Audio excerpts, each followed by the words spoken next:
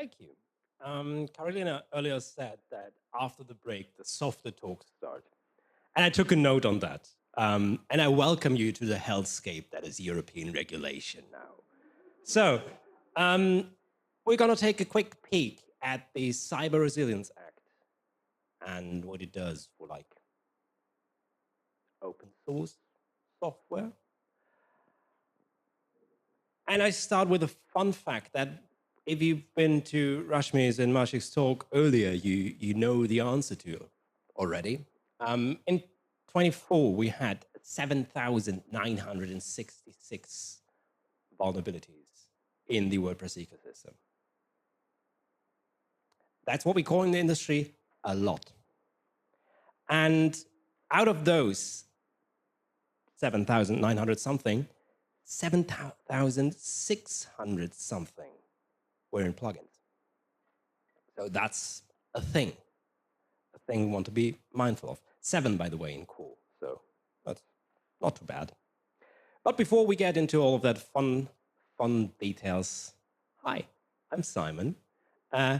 This is me when I have even fewer sleep than this week. I have the coolest domain on the internet. I've been doing WordPress for almost 18 years now, and not quite as long. I've been a product manager at a small open source security company called PatchStack.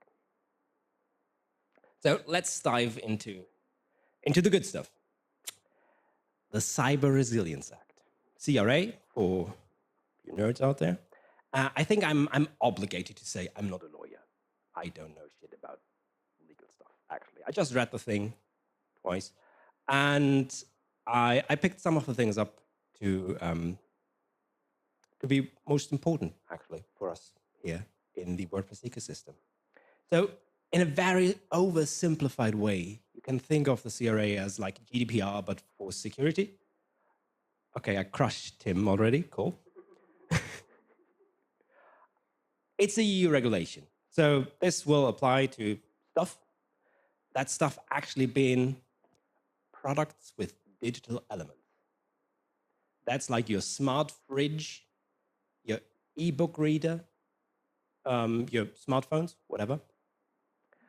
But speaking from my personal experience, websites also contain like digital elements most of the time. So those are covered by this as well. Stuff that's not covered, by the way, is like vehicles, nautical and aerospace stuff, a lot of defense things. I know, we're all relieved. Mostly because those are covered by other regulations. And products that fail to meet these standards will be banned from the EU market.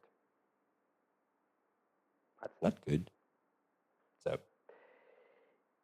this whole thing is a bit of a roller coaster ride, so buckle up. The whole thing will come into effect as of December 27. We're good, that's 2 years away. Let's take a long vacation or something. Well, bad news is parts of that already start September of next year. And unfortunately, those are the parts that apply for us in our industry. And others, of course, as well. The good news, on the other hand, is open source software products are exempt. Thank you for coming to my TED Talk, that's it. No, there's something about that. And to get to that, we have to look at one of the ugliest slides I ever included in one of my presentations. Sorry for that. It's something that was prepared for us by the European Commission. It's this handy flowchart. So, to figure out whether or not stuff you do is covered by this or not. Oh, I should ask a question up front. Who of you has a plugin? They provide. Oh shit. Okay. Congratulations. Cool. Paid plugin? Anyone? Good. Okay. So let's see. Are you providing open source or merely contributing to it? Like, did you provide a patch for WordPress, for example, or contribute with a pull request to a plugin. In that case, you would not be covered by the Cyber Resilience Act. That's good news. That's extremely good news, because while this whole thing was negotiated, it looked like you might fall under the CRA in that case. So if you ever contributed to a piece of open source software, maybe you would have been liable under the CRA. That's bad. That would be basically the end of open source as we know it, at least. It's so distracting to look at Tim, by the way. No, no, please. Please no. So if you're just contributing, you're fine for now. If you're providing the software, so like you're part of the company that is like providing that, or you, the WordPress Foundation. Is any one of you the WordPress Foundation, by the way? No, good. Then we go to the next stage, development in the course of like a commercial activity in the broad sense. Always a good thing if a regulator says in the broad sense. If it's just a plugin you provide for free without any kind of monetization behind it, it's not in scope as well. So that's the right turn. If there is some kind of monetization involved, and I saw from the hands raised earlier, that's the case for a lot of you, you go down to the, are you directly monetizing the project? Yes, you are. Cool, lovely. You're a manufacturer in that case. If not, but you're a legal person providing support for open source intended for commercial activities, like for a plugin, then you might be an open source steward. If not, you're not in scope still. So let's break this down to something more maintainable. Only maintainers and stewards are covered, not contributors.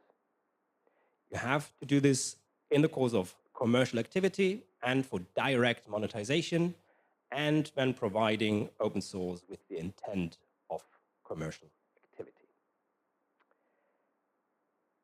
As of now, I was only speaking about plugins, of course, themes as well. Technically, when you're a freelancer or an agency, the way we see the CRA right now, you're also falling under it when you're providing like a website for a customer. That's something to keep in mind, and something I think many people don't have on their radar yet. I mean, CRA in general, but I want. By the way, donations don't count explicitly. They're exempt as well, which is nice. So let's dive into some requirements. And that's some of this stuff, to me at least, was so obvious. Like, as a developer or an agency, you have to make your product available without known exploitable vulnerabilities. Duh. I mean, I hope you did that before. Sorry? Yeah, probably.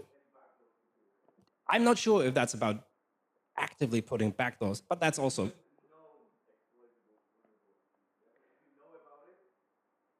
You don't have a mic, so technically you're not speaking. You're the MC, you should know that. Oh, cool. Okay, no, let's move ahead. You have to apply some secure by default configurations. That's cool. And you have to provide a way to reset to these default secure configurations. I'm really curious to see how some plugins are going to do that. Or entire website projects. I mean, all of this has to be like, we have to see how this actually applies in practice. It's not in full force yet, but we'll see. And vulnerabilities have to be addressed through security updates. This is where it gets kind of spicy for WordPress, because the lovely update system with auto updates, and Tim recommends those, has not really a way to provide dedicated security updates as of now. That's not a thing. So that's something where WordPress.org has to do something about the whole situation. And you have to design, develop, and produce the product to limit the attack surface. So no weird old APIs. Maybe get rid of XML RPC. I don't know. Some stuff I left out here is, I think, so basic that it should already be covered by other stuff, like confidentiality of stored, transmitted, and otherwise processed data. That's what we have GDPR for. I'm not a lawyer still, by the way.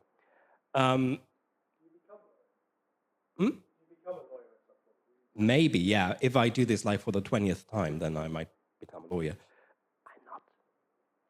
I'm not. Process data only for like adequate, relevant, and limited reasons. But as I said, GDPR stuff. But there's more. Still, you have to do what we call vulnerability management. I pulled this lovely quote from one of the European Commission's texts. And it boils down to, you have to document vulnerabilities and components of your software, drawing up a software bill of materials in a commonly used format to cover at least like top-level dependencies of your product. That's what we call an SBOM.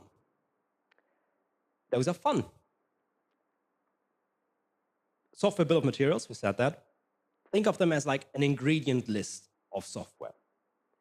A couple of years ago, I was working at a huge European hosting company when something that came to be known as Log4j happened right before Christmas. It was a magical time. All my Java developers had to work like 24/7 to figure out in which parts of 20-year-old software, I don't know, 10-year-old software, we had Log4j, the Log4j package used, and to like patch that.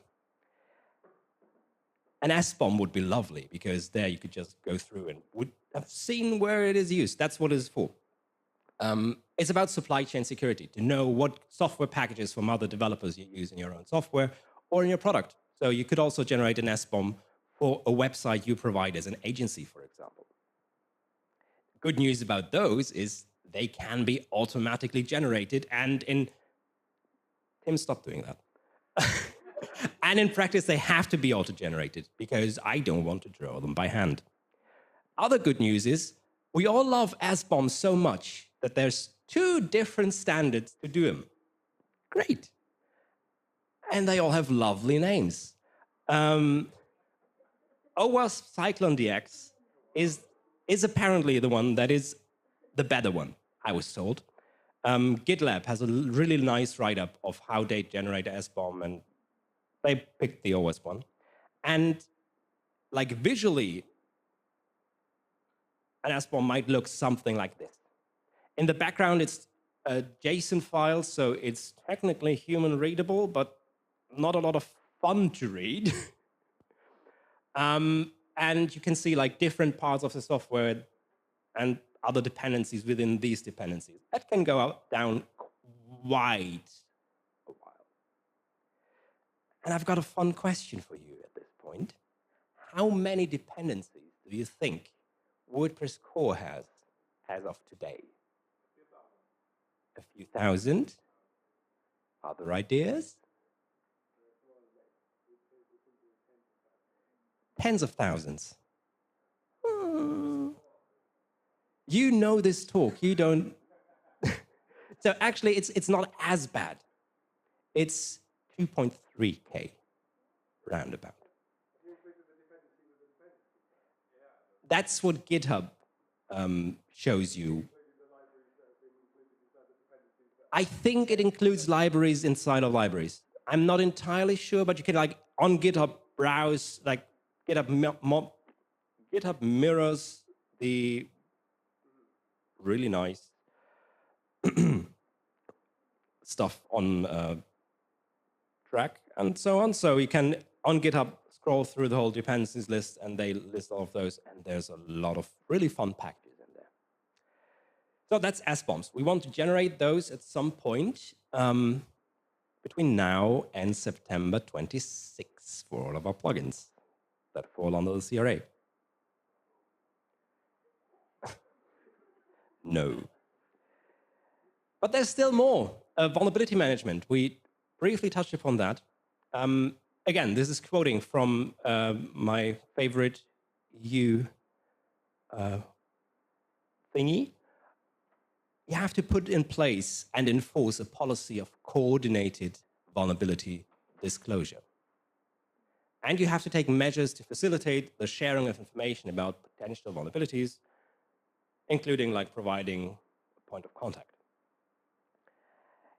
In the end, that means you have to figure something out, something we call VDP usually, Vulnerability Disclosure Program, that sets the parameters of how to handle disclosures, how to contact you, how to get in touch, how to tell you, and then in turn, how you will handle that. Like, we need so and so many days to address this, and then you can publish it, and blah. You can set that up yourself if you want to, but allegedly there's companies out there providing such products. Just saying. Those are then called MVDPs, Managed Vulnerability Disclosure Programs. They're managed. That's good. That's not a lot of work for you all to do. They will handle notifications and reporting for you on your behalf. So you include that in your plugin or maybe in the future on a website that you provided. And security researchers or hackers, as we like to call them, might then be able to, are then able to like contact through a contact form, for example, and submit their findings, and you can handle it from there. In many cases, bug bounty programs are attached to that, so there's a financial incentive for security researchers to take care of that. And it's supposed to be quite easy for you to implement. That's the really good news. So, looking at the time, we're doing just fine.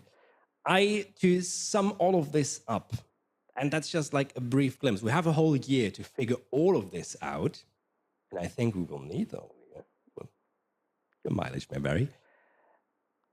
I drew up some homework for all of you, those with like products that fall under CRA. Look into security by design, how to build your products in a way that is actually secure, or as secure as possible.